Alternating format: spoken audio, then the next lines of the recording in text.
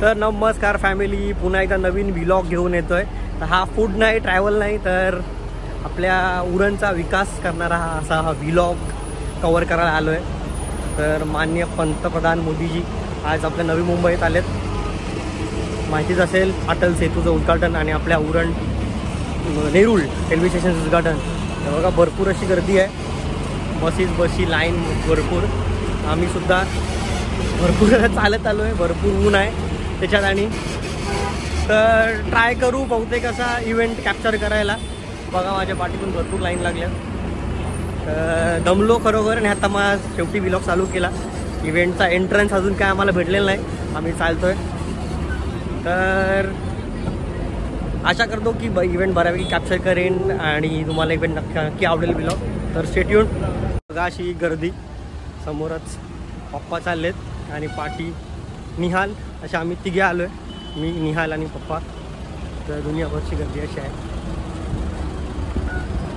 Buses दिसत रस्त्याला, नुसत्या गाड्या, नुसती माणसं।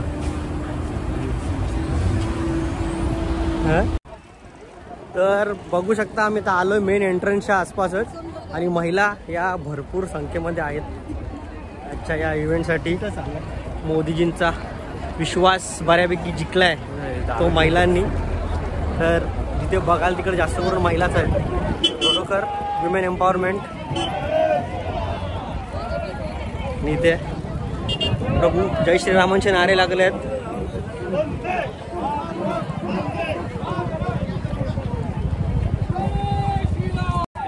तर आम्ही फायनली पोहोचलो आता एंट्रन्सला। कमी 4 किलोमीटर आम्ही चाललो असू, काय यार नुसत्या ॲम्ब्युलन्सचा आवाज।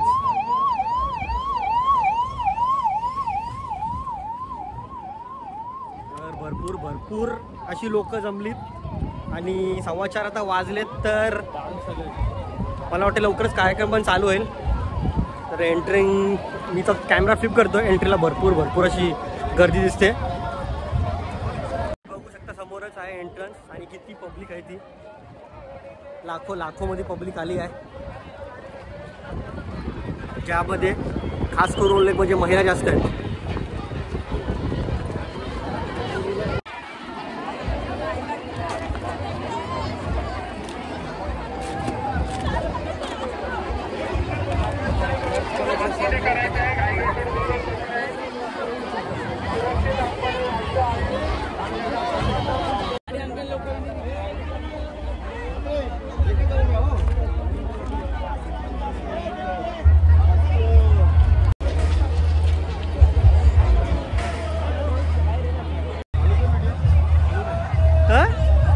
चालू आहे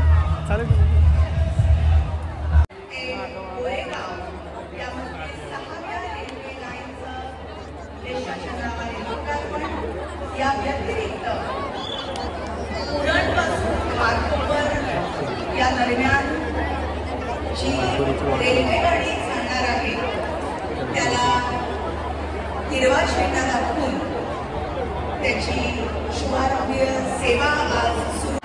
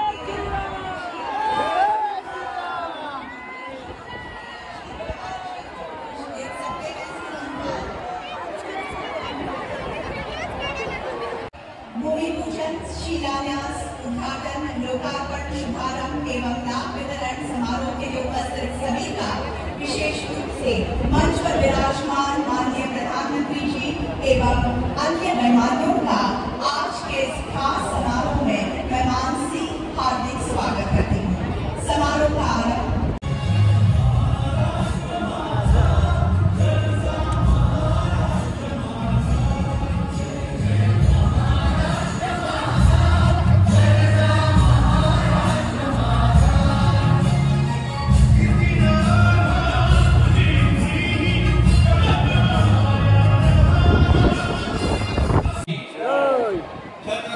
शिवाजी महाराज की जय जय श्रीराम। जय श्रीराम।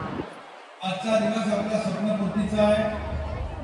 हा देशातील सर्वात लांबीच्या सागरी सेतूचं आज लोकार्पण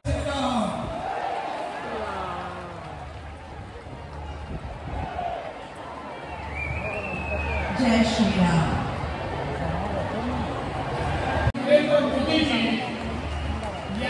अतिशय मनपूर्वक या ठिकाणी मी स्वागत करतो।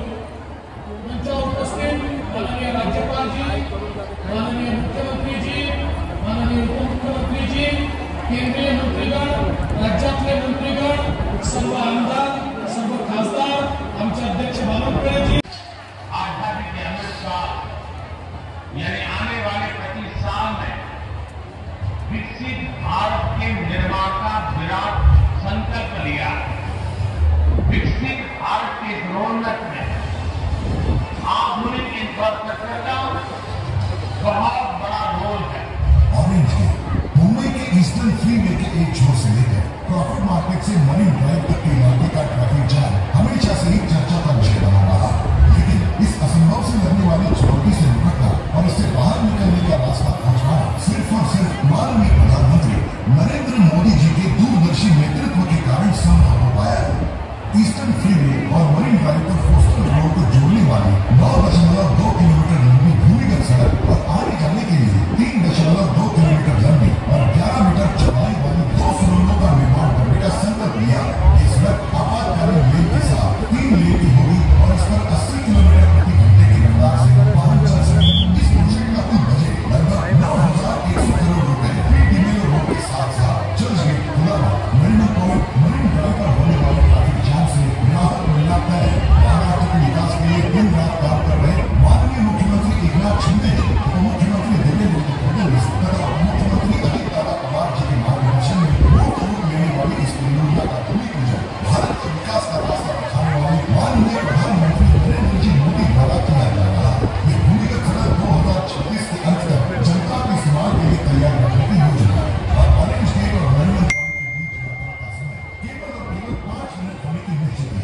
इस परियोजना के कारण चेंबूर से नरिमन पॉइंट की दूरी लगभग 30 से 35 मिनट में तय कर ली जाएगी। इसी के चलते न केवल यात्रा का समय और नवशक्ति क्षमता मजबूत भारत के निर्माण में अतुलनीय योगदान देने वाले महान छत्रपति शिवाजी महाराज की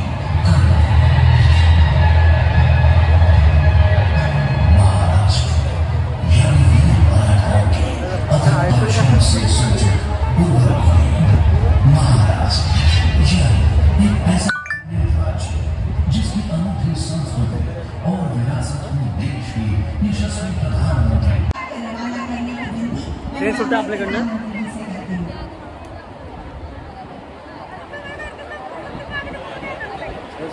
त्याला आपल्याकडे फुल पब्लिक आहे।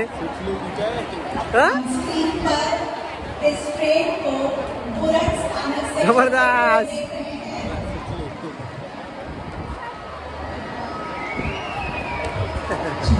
पब्लिक म्हणजे महिन्याचं फुल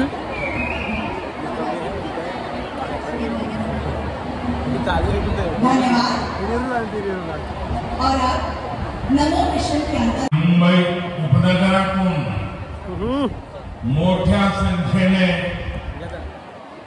उपस्थित सर्वांना माझा नमस्कार। नमस्कार।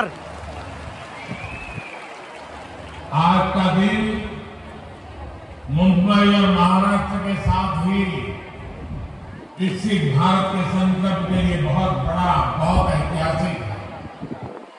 आज विकास का उत्सव भले ही मुंबई में हो रहा है, लेकिन इस पर पूरे देश की नजर है। आज दुनिया के सबसे बड़े सी ब्रिज में से एक ये विशाल अटल सेतु देश को मिला। ये हमारे उस संकल्प का भी प्रमाण है कि भारत के विकास के लिए हम समंदर से भी टकरा सकते हैं, लहरों को भी चीर सकते हैं। आज का यह कार्यक्रम संकल्प से सिद्धि का भी प्रमाण है।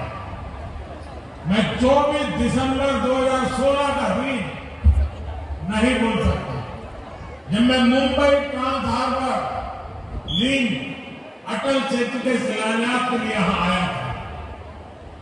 तब मैंने छत्रपति शिवाजी महाराज को नमन करते हुए कहा था कि लिख कर रखिए, देश बदलेगा भी और देश बढ़ेगा भी।